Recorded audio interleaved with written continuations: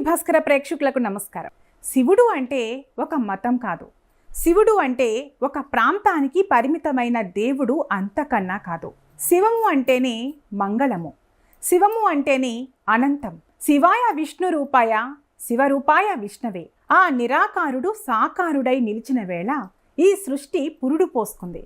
మనం కేవలం భారతదేశంలోనే శివారాధన జరుగుతుందని అనుకుంటాం. కానీ అసలు సత్యం ఏమిటో తెలుసా?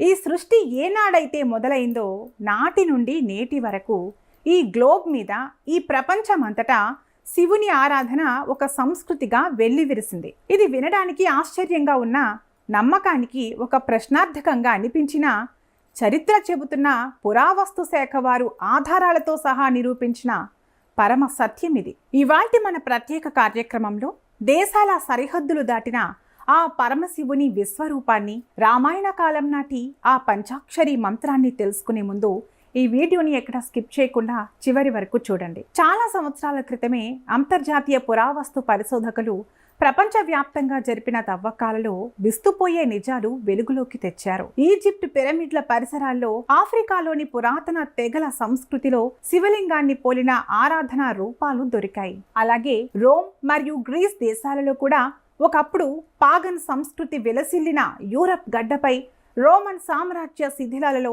నాస్ రూపంలో శివలింగ ఆకృతులు బయటపడ్డాయి.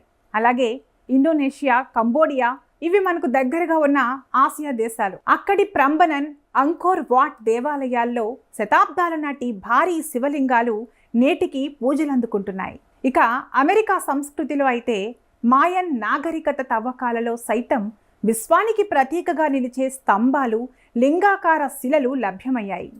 శాస్త్రవేత్తలు వీటన్నింటినీ కార్బన్ డేటింగ్ ద్వారా పరీక్షించి ఇవి వేల సంవత్సరాల క్రితం నాటివని రుజువులతో సహా డాక్యుమెంట్ చేశారు. మానవ నాగరికత ఎక్కడైతే మొగ్గ తొడిగిందో అక్కడంతా ఆ ఓంకార నాదం ప్రతిధ్వనించిందనడానికి ఇవే సజీవ సాక్ష్యాలు.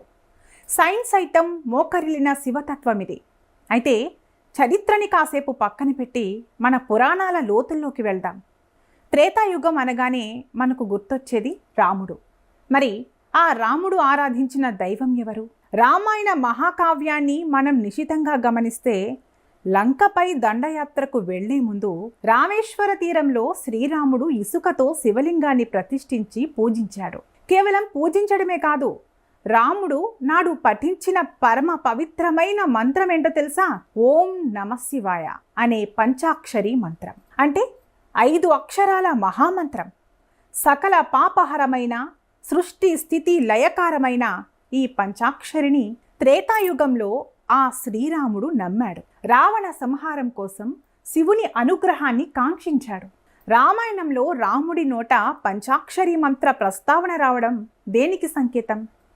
శివకేశవుల అభేదత్వానికి ప్రతీక. విష్ణు అవతారమైన రాముడు శివుణ్ణి కొలిచాడు. శివుడు నిరంతరం రామనామాన్ని జపిస్తాడు. అయితే ఇదంతా వింటుంటే కొందరిలో ఒక సందిగ్ధత రావచ్చు. బహుశా నమ్మకం అనేది ఒక ప్రశ్నార్థకమేనా? ఇవన్నీ కట్టుకథలా లేక నిజాలా అనే అనుమానం రావడం సహజం. కానీ ఒక్కటి గుర్తుపెట్టుకోండి, ఎక్కడైతే సైన్స్ ఆగిపోతుందో అక్కడ ఆధ్యాత్మికత మొదలవుతుంది.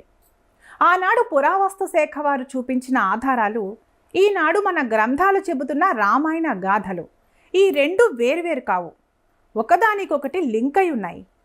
ఒకప్పుడు మన సనాతన ధర్మం, మన శివారాధన భారతదేశానికే పరిమితం కాలేదు. అది గ్లోబల్ సంస్కృతి.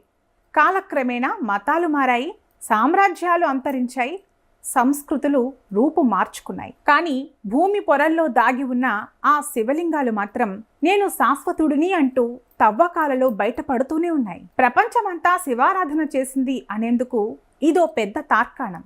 కనుక రాముడు పఠించిన ఆ మంత్రశక్తే నేటికి ఈ సృష్టిని నడిపిస్తోంది. కాబట్టి నమ్మకం ఇక్కడ ప్రశ్నార్థకం కాదు, అది మన అస్తిత్వానికి నిదర్శనం. చివరగా చరిత్ర ఇచ్చిన ఆధారాలను గౌరవిద్దాం. మన పురాణాలు అందించిన భక్తిని గుండెల్లో నింపుకుందాం. నమ్మకాన్ని ప్రశ్నార్థకం కానివ్వకండి. అదే మన జీవితానికి పరమార్థం చేకూరుస్తుంది. ఈ రోజు నుండే, ఈ క్షణం నుంచే ఆ పరమశివుని ధ్యానిద్దాం. లోక కళ్యాణం కోసం ఆ బోళాశంకరుని ప్రార్థిద్దాం.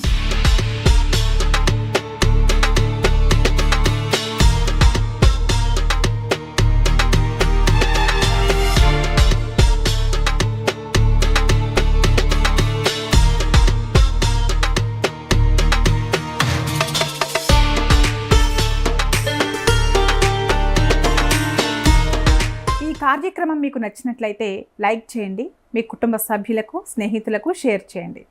ఇలాంటి ఆధ్యాత్మిక విశేషాల కోసం మా ఛానల్ని సబ్స్క్రైబ్ చేసుకోవడం మర్చిపోకండి.